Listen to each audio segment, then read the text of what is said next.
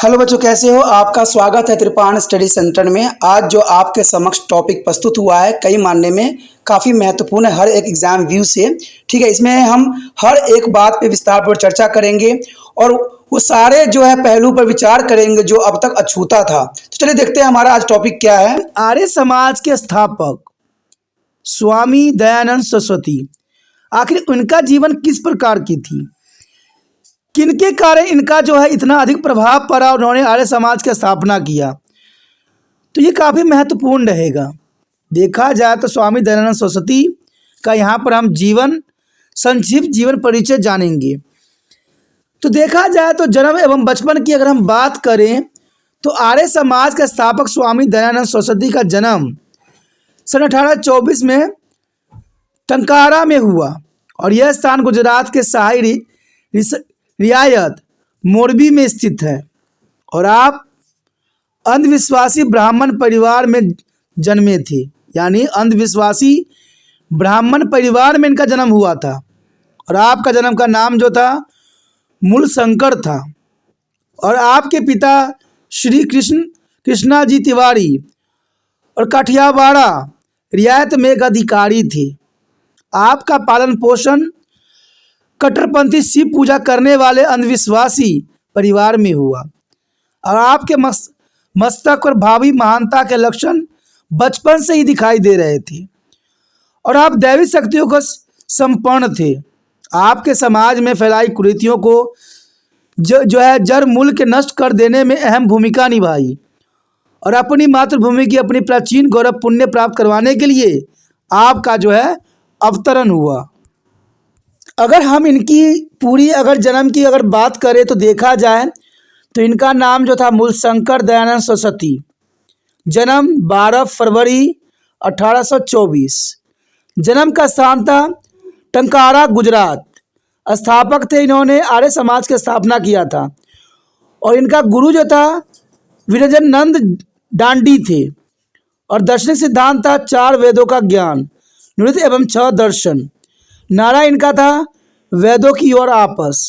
साहित्य काम जो इन्होंने किया था सत्यार्थ प्रकाश, वेदभाष्य भूमिका, वेशभाष्य, आर्य अभिवर्ण्य, संध्या, पंचमहायज्ञ विधि और संस्कार विधि, ये काफ़ी महत्वपूर्ण इनका साहित्य काम था जो काफ़ी महत्वपूर्ण अपने स्थान रखता है। आपकी आत्मकथा में ऐसा लिखा है कि आपने शिव मत के धार्मिक अनुष्ठान जिनका आपके परिवार से संबंध था का बचपन में विद्रोह किया था आपने, यानी आप शिव को मानने से साफ इनकार कर दिया था। मूर्ति पूजा के विरुद्ध जीवन के आरंभिक काल से ही आपके मन में विद्रोह की भावना पनप उठी, यानी आप मूर्ति पूजा में बिल्कुल ही विश्वास नहीं करते थे। आपके जीवन में 14 वर्ष की आयु में एक ऐसी घटना घटी जिसे आपकी जीवन दिशा को ही बदल दिया। एक बार शिवरात्रि महोत्सव पर आपको अपने पिताजी तथा कुछ अन्य पुजारियों के साथ मोरबी के एक मंदिर में ध्यान लगाने तथा रात में शिव आराधना करने के लिए जाना पड़ा। आधी रात के समय जब अन्य पुजारियों सो रहे थे तो आपने देखा कि एक चूहा मूर्ति के ऊपर से होता हुआ शिवलिंग पर चढ़ गई और सामग्री खाने लगा।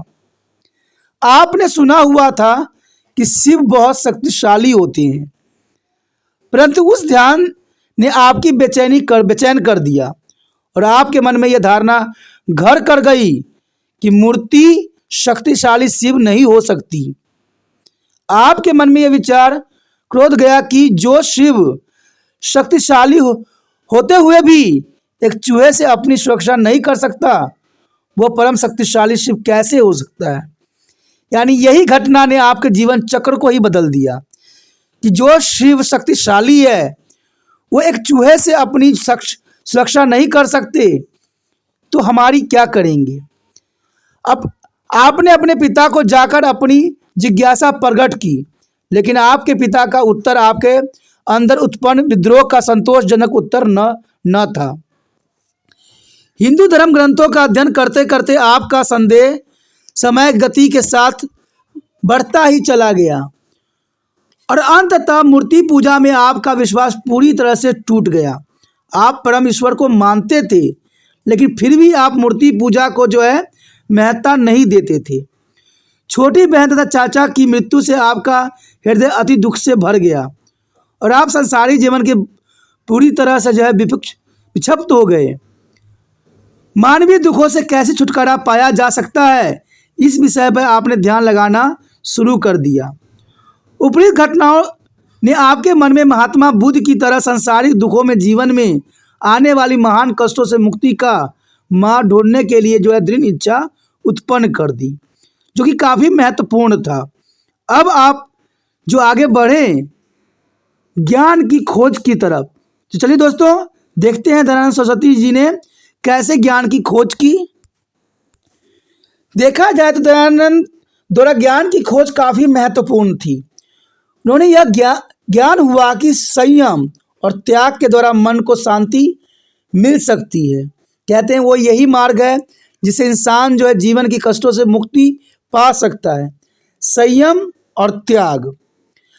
आप का विवाह करने में विरुद्ध थे, आप विवाह नहीं करना चाहते थे तथा आपने ब्रह्मचारी तथा विख्यात विद्वान बनने का पूरा इरादा कर लिया था।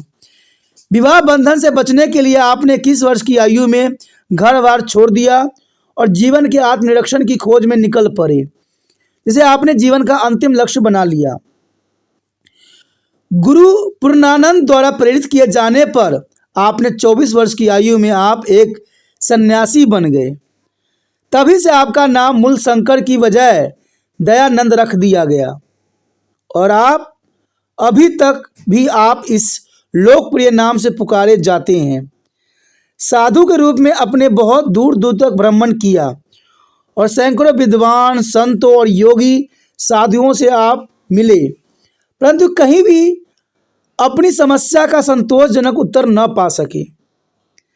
अत्यधिक उत्सुकता और बेचैनी के बावजूद भी जिज्ञासी साधुओं को कोई ऐसा गुरु न मिला जो धार्मिक विश्वास के अनुरूप उसकी काम पिपासा को शांत कर सकता।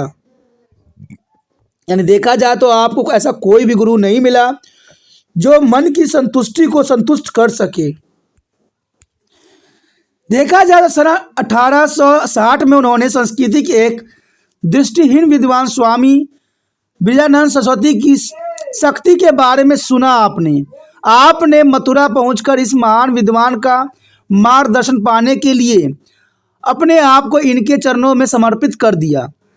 स्वामी विजयानंद जी महाराजा संस्कृति व्याकरण के प्रखंड विद्वान थे, वेदों एवं शास्त्रों के पुण्य ज्ञाता भी थे, प्रखर स्मरण एवं प्रखर बुद्धि के स्वामी भी थे और सन 1860 से 1863 तक आपने ज्ञान के फव्वारे से खूब खींचा तथा शास्त्रीय और वेदों ज्ञान में प्रांगत हासिल कर लिया।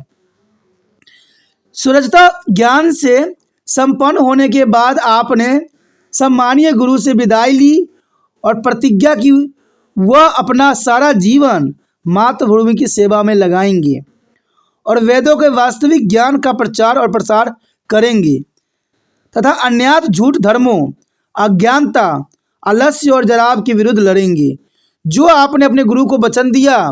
कहते हैं वास्तविक जीवन में आपने उसी चीज़ों का अनुसरण भी किया। उसके पश्चात आता है वेदों के ज्ञान का प्रचार। आपने जो अपने गुरु को वचन दिया था उससे आपने कभी भी मुंह नहीं मोड़ा और वेदों के ज्ञान का प्रचार आपने सन 1863 के बाद स्वामी दयानंद जी ने पूरे भारतवर्ष में मूर्ति पूजा और अंधविश्वास के विरुद्ध अपना आंदोलन छेड़ दिया। आपने अन्य सभी धर्मों में वैदिक धर्म की वरिष्ठता सिद्ध करके दिखाई तथा ईसाइयों, जैनियों और मुसलमानों और हिंदू गुरुओं से सार्वजनिक चर्चा भी की। सबसे बड़ी संगोष्ठी बनारस में जो अंधविश्वासी हिंदुओं का गढ़ माना जाता है, यानी बनारस में अंधविश्वास की जो है गढ़ है, उस समय बनारस के संपूर्ण विद्या का स्थल माना जाता था और आपने इस सभा में स्वामी विशुद्धानंद और बाल शास्त्री तथा 300 अन्य पंडित एवं विद्वानों की चर्चा की और सम्मान पूर्वक उन पर सफलता भी प्राप्त की। उनके सामने आपने सिद्धांतों के प्रदर्शन से भी विशाल और प्रोत्साहित करने वाला दृश्य था। ईश्वरी प्रसाद नारायण सिंह और काशी के शासक इस चर्चा के मुख्य अध्यक्ष थे और विवाद का विषय था कि क्या वेदों में मूर्ति पूजा की अनुमति दी गई थी। ये काफी महत्वपूर्ण प्रश्न था। अंधविश्वासी महर्षि दयानंद का मुकाबला न कर सके और दयानंद जी की विद्वता और तर्कपूर्ण उत्तरों के सामने नाकाम होते चले गए। हिंदू प्रोटोकॉल्स के शब्दों में नियम नियुक्तवाद और विवाद में महान आत्मा दयानंद पर विजय पाना असंभव देखते हुए पंडितों ने गलत और अभद्रपूर्ण रास्ता अपना लिया ताकि वो अपनी योजना में सफल हो सके। उन्होंने शोर शराबा मचाना शुरू कर दिया और विजेता पर जो रोड़े पत्थर फेंकने शुरू कर दिए। कहते हैं ये हमारे देश की परंपरा है कि जब हम सत्य को स्वीकार नहीं करते तो हम सत्य को बताने वाले पे ही पत्थर चलाते हैं। लेकिन फिर भी यहाँ पर देखा जाए तो दयानंद सरस्वती को जो है अपने लक्ष्य हिला तक न सके। आपने देश में एक कोने से दूसरे कोने तक बड़ी तीव्र गति से भारत के प्रत्येक क्षेत्र में भ्रमण किया और जहाँ भी आप गए आपके आकर्षण व्यक्तित्व की ओर जनता उमड़ पड़ी और आपकी तेजस्वी वाणी और प्रेरणादायक शक्ति से लोगों की भीड़ आपको दर्शन इकट्ठी हो जाती थी। आज के जैसा नहीं होता है जहाँ पर भीड़ को लोग इकट्ठा करते हैं। आपकी जो है तेजस्वी वाणी और आपका विचारधारा से प्रत्येक जनमानस जो है मन मुक्त हो जाता है और यही आपकी महानता का सबसे बड़ा प्रतीक माना जाता है। आगे अगर हम अगले पॉइंट की तरफ नजर डालें तो कहते हैं सामाजिक, धार्मिक और शैक्षिक सुधार। कहते हैं यहाँ पर जो है अंधविश्वास के टकराव ने जो है दयानंद सरस्वती जी को सामाजिक और धार्मिक शैक्षिक सुधार करने की आवश्यकता हुई। देखिए दोस्तों, अगर हम शिक्षा के सुधार कर दें तो हर जीवन जो है सुखमय हो जाएगा और ये बात उस समय भी लागू होती है और यही बात आज के समय में भी लागू होती है। हमारा शिक्षा का स्तर गिरने के कारण देश में जो है अनजानपन और मूर्खता की बातें बढ़ती चली जा रही है और ये बात दयानंद जी ने साफ शब्दों में और साफ नज़रों में देखा। इसलिए उनका अगला पड़ाव जो था सामाजिक, धार्मिक और शैक्षिक सुधार करने की। आपका अथक लगन और उत्साह और इलाही प्रेम के साथ धर्म के नाम पर स्वार्थित फैली बुराई और कुरीतियों का खुला विरोध किया। आपने जो है हमेशा बुराइयों को दूर रखा अपने आप से। पवित्र वेदों के हाथों में लेकर आपने हिंदू अंधविश्वास जैसे मूर्ति पूजा, कठोर जात पात के नियम और देखा जाए तो बहुत बड़ी मात्रा में फैला अछूतापन, बाल विवाह प्रथा, सती प्रथा तथा हिंदू धर्म के अन्य खोखलिए करने वाले सैकड़ों अंधविश्वास को आपने चुनौती दी और कट्टरपंथी के सत्य जो है सिद्ध करने का कहा। कहावती विद्वान पंडित बार बार इकट्ठे होकर आपकी जो जुबान को बंद करने के लिए आते थे, परंतु आपके सामने बेबस नजर आते थे और आपकी श्रेष्ठ विद्वता, तर्कपूर्ण एवं प्रेरणादायी शक्ति और अवसर अनुकूल आक्रमण चोट के सामने उन्हें घुटने टेकने पड़ते। यानी देखा जाए तो बार बार आपको जो है ये लोग झूठा साबित करने की कोशिश करते, लेकिन बार बार ये अपने ही बातों में फंस जाती और यही आपकी जो है उत्तम कोटि होने और तेजस्वी होने का प्रमाण हमें मिलती है। समाज सुधारों के अतिरिक्त आपका ध्यान 3 प्रमुख समस्याओं की ओर भी गई और ये समस्याएं जो आज भी देश के लिए सबसे बड़ा घातक सिद्ध होता है। और आज देखा जाए तो बड़े बड़े विद्वान अपने आप को बड़े बड़े कहते हैं, महारथी कहते हैं, लेकिन इन चीज़ों पर आज भी सुधार नहीं हो सका। और ये समाज सुधार के अतिरिक्त जो 3 मुख्य समस्या थी वो थी अनपढ़ता, गरीबी और राजनीतिक स्वतंत्रता की। कहते इन्हीं कारणों से देशवासी जो थे इन्हीं समस्याओं से पीड़ित थे और देखा जाए तो आज 21वीं शताब्दी में भी अनपढ़ता, गरीबी और राजनीतिक स्वतंत्रता की समस्याओं से देशवासी आज भी पीड़ित हैं। इन पर भी आपने गंभीरतापूर्वक से विचार किया और निरक्षरता को जड़ से उखाड़ फेंकने के लिए आपने सभी के लिए मुफ्त और अनिवार्य शिक्षा पर बल दिया। आर्थिक संकट से उभरने के लिए आपने देशवासियों से अंधविश्वासों, झूठे मतों, आलस्य और अकर्मकता को फंदों को गले से निकाल आगे बढ़ने का आग्रह किया। आपने विज्ञान, तकनीकी और स्वदेशी उत्पाद के प्रयोग पर अधिक बल दिया। कहते हैं राजनीतिक सचेतना और राष्ट्रीय जागृति द्वारा राजनीतिक स्वतंत्रता का बिगुल भी आप ही ने फूका और देशवासियों को वैदिक संस्कृति अपनाने पर जोर दिया। कहते हैं गो बैक टू वेदास आपका मूल मंत्र और जागृति मंत्र था। गो बैक टू वेदास ये काफ़ी महत्वपूर्ण आपका मूल मंत्र था लोगों में जागृति फैलाने के लिए। उसके पश्चात हमारे समक्ष आता है आर्य समाज की स्थापना। कहते हैं इन सभी संकटों से मुक्त होने के लिए आपने आर्य समाज की स्थापना किया और इस प्रकार राष्ट्र का विशाल भवन खड़ा करने के लिए आपने उपयोग कार्य नियम के रूप में जड़ दिए। परंतु आपने यह अनुभव किया कि यह कार्य अकेला व्यक्ति नहीं कर सकता है।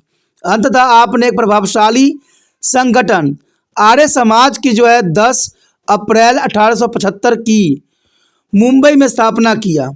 आगे है आर्य समाज की स्थापना। कहते हैं जो समस्याएं हमारे समाज में विद्यमान थे उन समस्याओं से निपटने के लिए महत्वपूर्ण था किस संस्था का होना, और ये बात आपके मन में विचार में आई। और देखा जाए तो आर्य समाज की स्थापना जो कि काफ़ी महत्वपूर्ण रखता है। देखा जाए तो राष्ट्र का विशाल भवन खड़ा करने के लिए और अपने उपयुक्त कार्य नियम को रूप में जड़ देने के लिए कहते हैं आपने ये अनुभव किया कि यह कार्य सिर्फ अकेला नहीं कोई व्यक्ति कर सकता है, और इसी विचार को सोचते हुए आपने एक प्रभावशाली संगठन आर्य समाज की स्थापना 10 अप्रैल 1875 में मुंबई में स्थापना किया, जो कि एक महत्वपूर्ण और प्रभावशाली संस्था थी। स्वामी दयानंद जी द्वारा आर्य समाज की स्थापना वैदिक नियमों के अनुसार जनतांत्रिक ढंग से की गई थी और इसमें किसी भी व्यक्ति के शासन नियमों के महत्व नहीं दिया गया था। यानी देखा जाए जो आर्य समाज की स्थापना थी वो हर चीज़ों से मुक्त थी। उसमें सिर्फ 3 बातों को महत्वता दी गई थी कि अपने देश से अनपढ़ता, गरीबी और राजनीति में स्वतंत्रता की समस्याओं से जो देशवासी पीड़ित हैं उनसे मुक्ति देना। 2 वर्ष पश्चात देखे 24 जून 1870 को लाहौर में आर्य समाज का दूसरा जन्मदिन मनाया गया और मुंबई स्थापना दिवस पर बनाए गए 28 नियमों को छोटा करके 10 नियम या 10 इलाही आदेशों में बदल दिया गया। और आर्य समाज का जन्म तो मुंबई में हुआ था, परंतु इसके सैद्धांतिक और विशाल प्रचार कार्य पंजाब से ही शुरू हुआ। यानी देखा जाए तो आर्य समाज का स्थापना मुंबई में हुआ। जैसे आपने देखा ही होगा कि गदर आंदोलन की स्थापना बेशकली ब्रिटेन में हुई, लेकिन इसका मूल्य जड़ पंजाबी था। और ऐसे ही देखा जाए तो आर्य समाज की स्थापना मुंबई में बेशकली हुई, लेकिन इसका मेन जड़ थी वो पंजाब में ही हुआ। शीघ्र ही भारत के सभी राज्यों में आर्य समाज का परचम फैल गया और आपका प्रोत्साहन और उत्तेजना भरा संदेश आम जनता तक पहुंची और आम जनता की आपकी वाणी सुन के मगन मुक्त हो गए। मृत्यु से कुछ समय पहले आपने अपनी अंतिम अभिलाषा व्यक्त करते हुए कहा कि वे अपनी सारी संपत्ति आर्य समाज धर्म के प्रचार एवं प्रसार कार्य को अर्पित करेंगे। यह आपकी अंतिम अभिलाषा थी और इस अंतिम इच्छा के अनुसार 23 योग्य व्यक्तियों की सभा बनाई गई, जैसे परिकरणीय सभा का नाम दिया गया और संस्था के संचालन का कार्यभार सौंप दिया गया। और आपने 20 अक्टूबर 1883 को अजमेर में पार्थिव शरीर को त्याग दिया। ये काफ़ी महत्वपूर्ण था। यहाँ पर आगे जो हम टॉपिक में करेंगे सामाजिक, धार्मिक, शैक्षिक आंदोलन में स्वामी दयानंद का योगदान।